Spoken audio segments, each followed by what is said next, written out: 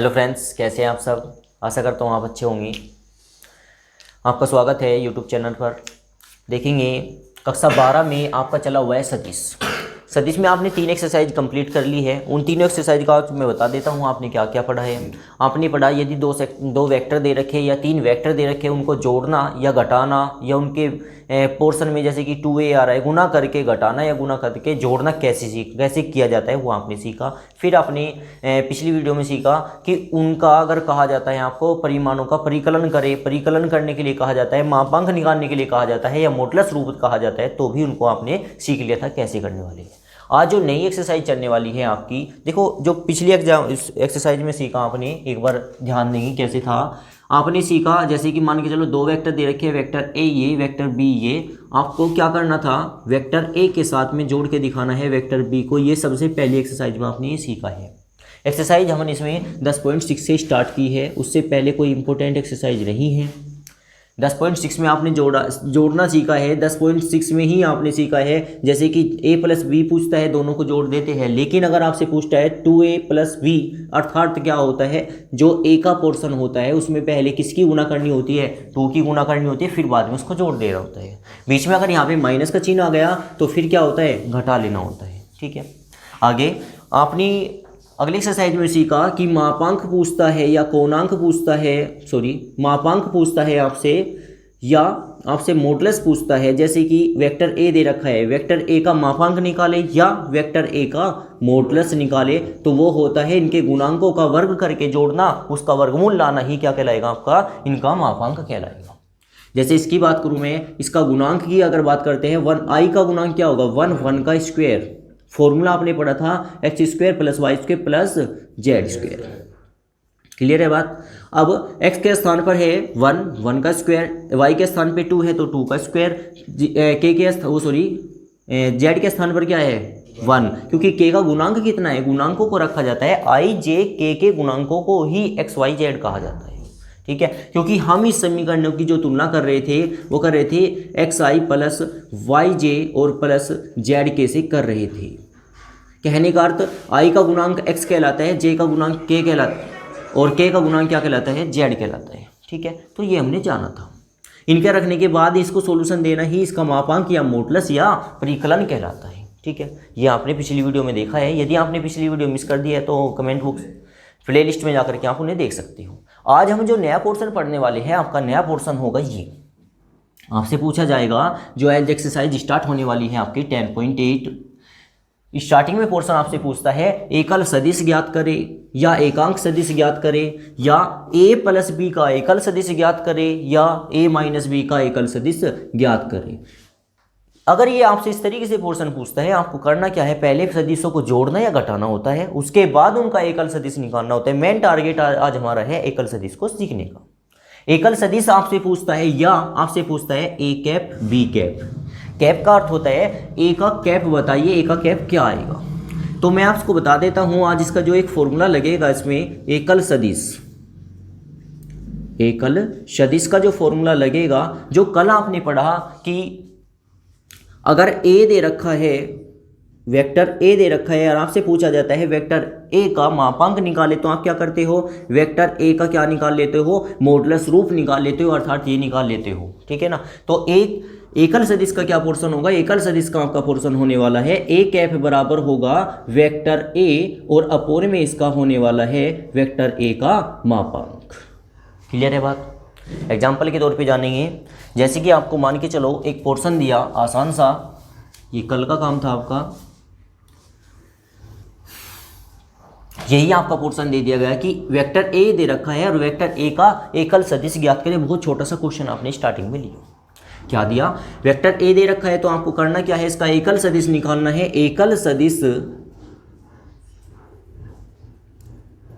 एकल सदिश का जो फॉर्मूला होता है वो होता है ए कैप बराबर वेक्टर ए बटे वेक्टर ए का क्या निकालना होता है, modulus, mode of vector A.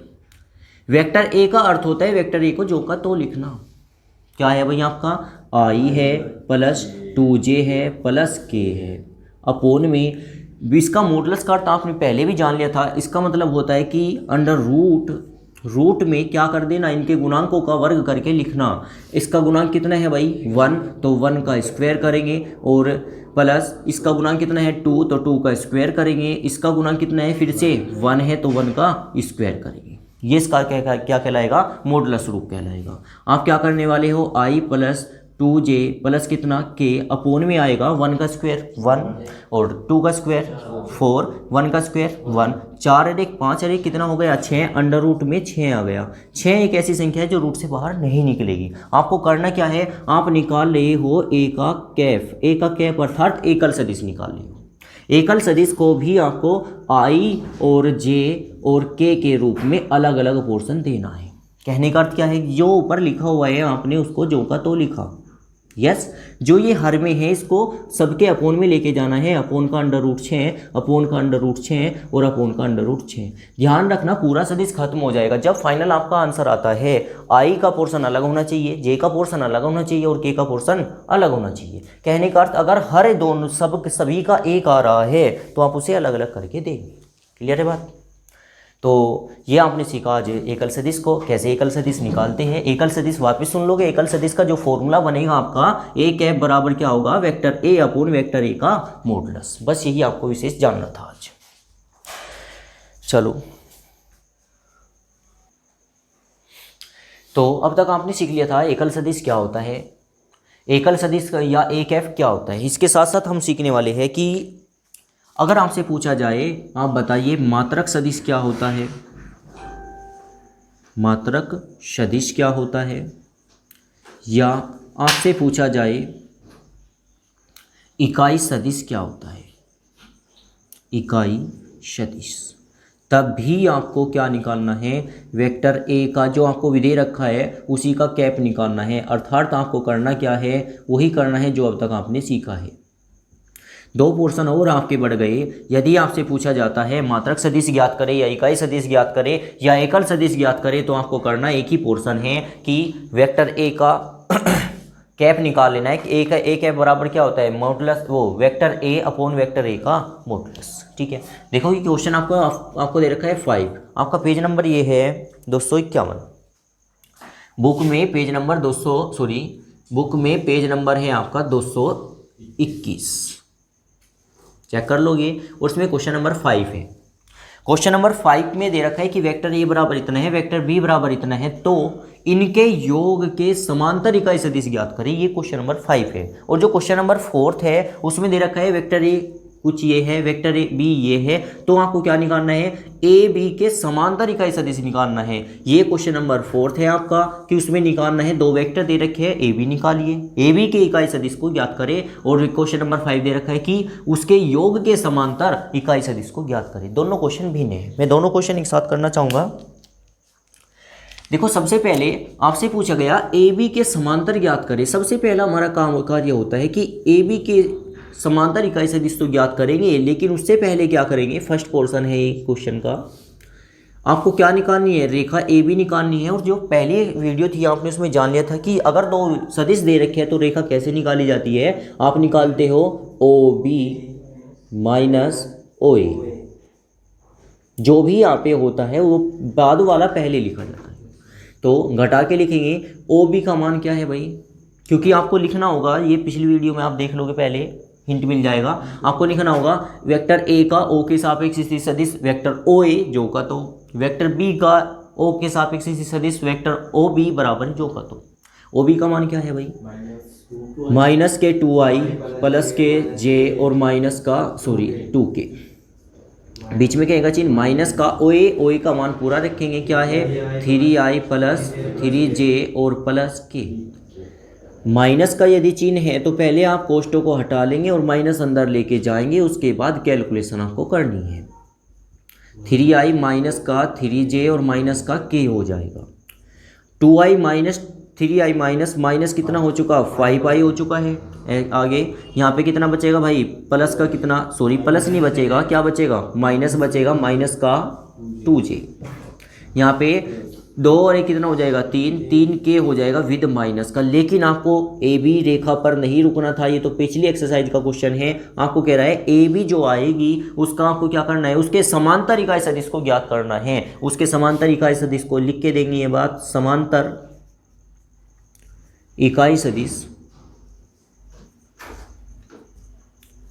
Rekha A B के समांतर इकाई सदिश क्या निकल के आने वाला है भाई, रेखा ए बी बराबर क्या आ जाएगा, वेक्टर ए बी और बटे क्या आएगा, वेक्टर ए बी का मॉडुलस। वेक्टर ए बी क्या है भाई, ए बी का कार्य करेगा ये अब की बार, ठीक है ना। तो ए बी के स्थान पर ए बी रखेंगे, मतलब कि हम रखने वाले हैं 5i माइनस का 2j माइनस का 3k। अपोन में हम करने वाले हैं इसका मॉडुलस। मॉडुलस का अर्थ होगा इसके गुणांकों का मॉडुलस करोगे, गुणांकों का वर्गमूल कर लोगे, क्या आएगा -5 का स्क्वायर आएगा, चिन्हों के साथ आता है। यहाँ पे क्या आने वाला है, प्लस कितना -2 का स्क्वायर आने वाला है, यहाँ पे -3 का स्क्वायर आने वाला है। आगे चलेंगे, यहाँ पे माइनस का 5i माइनस का 2j माइनस का 3k जो का तो रहने वाला है। 5 का स्क्वायर क्या होगा 25, -5 का स्क्वायर भी 25 होता है। 25 4 कितना हो गया 29, 29 और 9 कितना हो गया 38 हो गया। अंडर रूट कितना आ जाएगा 38। मैंने बोला था कि ये अगर पोर्शन लास्ट में आया तो आपको क्या करना है, हर को अलग अलग करके देना है। क्या आंसर आने वाला है फिर आपका आएगा -5i बटे अंडर रूट 38 और माइनस का 2j अपोन में अंडर रूट 38 और माइनस का 3k अपोन में अंडर रूट 38। ये क्या कहलाएगा, ये कहलाएगा रेखा ए बी के समांतर इकाई सदिश। क्लियर। अब हम निकाल ले इसके योग के। देखो योग में क्या पोर्शन होगा आपका, जब वो सीधा सीधा आपको बोल रहा है कि योग निकाले, योग का अर्थ होता है दो सदिश दे रखे उनको सीधा सीधा जोड़ देना, न कि उनको रेखा के रूप में लाना। सेकंड पोर्शन देखेंगे इसका, इनके योग के समांतर सदिश को ज्ञात करें। आप क्या करेंगे, वेक्टर ए और vector B, vector A plus vector B according to question, ठीक है, जो कि क्वेश्चन नंबर 4 का पार्ट है। वेक्टर ए के स्थान पे ए का मान रखेंगे। ए का मान कितना है भाई 3i प्लस 3j और प्लस k। कोष्ट क्लोज रहेगा, बीच में कहीं का चिन्ह रहेगा प्लस का, कहीं का चिन्ह, ये क्या रहेगा भाई 2i प्लस j और माइनस का 2k। जोड़ोगे कितना आएगा 5i जी, b का कितना है माइनस के 2i है। तो 3i में से 2i को घटाओगे कितना पाओगे i, 3j और 1j कितना हो जाएगा 4j और यहाँ पे कितना हो जाएगा -k हो जाएगा। ये आपने रेखा दो सदिशों को जोड़ा है, लेकिन आपसे पूछा गया है उनके योगफल का समांतर इकाई सदिश ज्ञात करें। अर्थात आपको करना क्या है, रेखा ए बी का जो योग आया है वो किसके बराबर हो जाएगा, ए बी जो का तो रहने वाला है, ये तो जो का तो लिखा जाएगा, लेकिन अपोन में क्या लिखा जाएगा, वेक्टर ए और वेक्टर बी का मॉडुलस लिखा जाएगा। मॉडुलस का अर्थ आपको पता लग गया, ये तो जो का तो लिखना है i प्लस कितना 4j माइनस के अपोन में क्या लिखने वाले हो अंडर रूट, इनका गुणांकों का वर्ग करके जोड़ना। 1 का स्क्वायर जो का तो, यहाँ पे 4 का स्क्वायर और यहाँ पे -1 का square, i plus 4j minus के जो का तो रहेगा। 1 का स्क्वायर 1 कहलाएगा, 4 का स्क्वायर 16 हो जाएगा, 1 का स्क्वायर फिर से 1, 16 रे कितना हो जाएगा 17, कितना होगा अंडर रूट 18। तो हम करने वाले क्या है, अंडर रूट 18 लिखेंगे नीचे, ठीक है। लेकिन आपको क्या करना है, इसको अलग अलग करके देना है। उससे पहले आप सोचिए 18 ऐसी संख्या है कि वर्गमूल से बाहर निकल सकती है क्या, नहीं। लेकिन अगर हम 18 को लिखे 9 दूनी 18, 9 क्या वर्गमूल निकल के आएगा 3।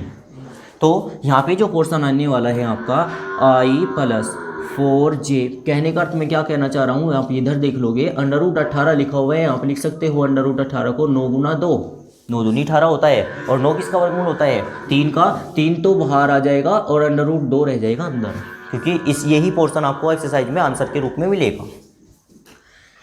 -k होगा। अब ये जो है अंडर रूट 18 बन के आया है 3 रूट 2, तो प्रत्येक के अपोन में क्या आएगा अंडर रूट 3 रूट 2 और अंडर रूट 3 अंडर रूट 2 और यहाँ पे 3 अंडर रूट 2। ये क्या कहलाएगा, इनका योगफल का आंसर कहलाएगा, ठीक है, नोट करोगे। तो अब देखने वाले हैं इसका question number 8, question number 8, question number 9 और क्वेश्चन नंबर 10, तीनों एक ही प्रकार के क्वेश्चन है। तो क्वेश्चन नंबर 8 को थोड़ा ध्यान से देखेंगे। क्वेश्चन नंबर 8 है आपको दे रखा है वेक्टर सदिश दे रखे हैं i-2j प्लस 2k के अनुदिश 3 इकाई, कितने इकाई, 3 इकाई के लंबाई का सदिश ज्ञात करें। क्वेश्चन नंबर 9 में दे रखा है 8 इकाई की लंबाई के सदिश अनुदिश ज्ञात करें। और क्वेश्चन नंबर आपको दे रखा है 10 में, उसमें दे रखा है 3 इकाई मापांक का सदिश ज्ञात करें। कहने का अर्थ क्या है, अब यहाँ पर आपको संख्या देगा, कोई भी संख्या देगा, 3, 4, 5, 8 कुछ भी। क्लियर है। आपको सबसे पहले क्या करना है, अगर इस पोर्शन में आपको दे रखा है पोर्शन, सबसे पहले आप मानोगे माना वेक्टर ए बराबर क्या होता है, i-2j और प्लस 3k 2k सॉरी। अच्छा ये बताइए आप वेक्टर क्यों आता है इसके ऊपर, क्योंकि आपको बताया गया था जो ये होता है वेक्टर का रूप क्या होता है, वेक्टर मतलब सदिश होता है। सदिश का अर्थ क्या होता है, सदिश होता है वे सभी राशियां जिनमें दिशा और परिमाण दोनों होते हैं, दिशा और दूरी दोनों होती है, वे क्या कहलाती है, सदिश कहलाते हैं। और सदिश को ही इंग्लिश में क्या कहा जाता है, वेक्टर कहा जाता है। अगर आपके एक्स अक्ष के अनुदिश हो आप, तो यहाँ पे क्या होता है, एक्स अक्ष के अनुदिश क्या होता है भाई, आई होता है। एक्स अक्ष पर आप कुछ ना कुछ दूरी अवश्य चले होंगे, और दिशा भी आपको दी गई है, यदि पूर्व की दिशा है, ये उत्तर की तो उत्तर की दिशा है, और ये आपकी उत्तर दक्षिण की दिशा है। मतलब इसमें दिशा भी दी होती है और दूरी भी दी होती है। इसी कारण से आप सदिश बोलते हैं, वेक्टर बोलते हैं, क्योंकि सदिश को इंग्लिश में वेक्टर बोलते हैं। माना वेक्टर ए बराबर i-2j प्लस 2k। हो गया क्लियर। आपको निकालना है इकाई, आपको बताया भी गया था, अगर इकाई आपको निकालना है, इकाई सदिश निकालना है, तो क्या होता है भाई, आपको इकाई सदिश लिख के दोगे ये बात, वेक्टर ए का इकाई सदिश, वेक्टर ए का इकाई सदिश क्या कहलाएगा भाई, एक कैप कहलाएगा। यस, ए कैप का अर्थ क्या होता है, ए कैप का अर्थ होता है vector A upon vector A का मॉडुलस। वेक्टर ए अर्थात पूरा, i-2j और प्लस 2k अपोन में इसका मॉडुलस अर्थात इनके गुणांकों का वर्ग करके जोड़ना, 1 का स्क्वायर प्लस -2 उसका स्क्वायर और प्लस 2 और उसका स्क्वायर। आगे चलेंगे, यहाँ पे होगा i-2j और प्लस 2k अपोन में क्या होने वाला है, 1 का स्क्वायर 1 होता है, 2 का स्क्वायर 4 कितना हो गया, √9 हो जाएगा। ठीक है, यहाँ पे क्या आ गया आपका i-2j प्लस 2k अपोन में कितना हो गया 3। ये आपने निकाला वेक्टर ए का कैप, वेक्टर ए का इकाई सदिश निकाला, लेकिन आपसे तो कहा गया 3 इकाई सदिश निकालना है। अब क्या हो गए, तब वेक्टर ए का 3 इकाई सदिश, 3 इकाई सदिश कैसे निकालोगे ये जानो। जो आपका फाइनल रिजल्ट आया है, ये आया है ए कैप बराबर हो चुका i-2j और प्लस का 2k और अपोन में कितना है भाई 3 है। देखो अपोन में 3 है, उससे कोई फर्क नहीं पड़ता। आपसे कहा गया 3 इकाई ज्ञात करें, 3 इकाई ज्ञात करने के लिए आप इसमें किससे गुना कर दोगे, 3 से गुना कर दोगे। अगर वो आपसे बोल रहा है 8 इकाई ज्ञात करें, तो आप 8 से गुना कर दोगे और इधर भी इतना ही लगा के दोगे। ये क्या पढ़ा जाएगा, ये पढ़ा जाएगा a का 3 इकाई, अगर 8 आया तो a का 8 इकाई। क्लियर है बात। अब यहाँ पे चूंकि कटता है, आगे नहीं कटेगा, 3 से 3 कट गया, हमारा जो आंसर आएगा फाइनल 3a कैप बराबर होगा i-2j और प्लस कितना 2k। ये क्या कहलाएगा, इसका आंसर कहलाएगा। ठीक है, ऐसे ही आपको अगले क्वेश्चन कर लेने हैं, क्वेश्चन नंबर 9 को, क्वेश्चन नंबर 10 को। ठीक है, तो ये वीडियो आपको कैसी लगी कमेंट करके बताइए। यदि चैनल पर आप नए हैं तो चैनल को सब्सक्राइब करें। मिलते हैं अगली वीडियो में नेक्स्ट टॉपिक के साथ। Thank you.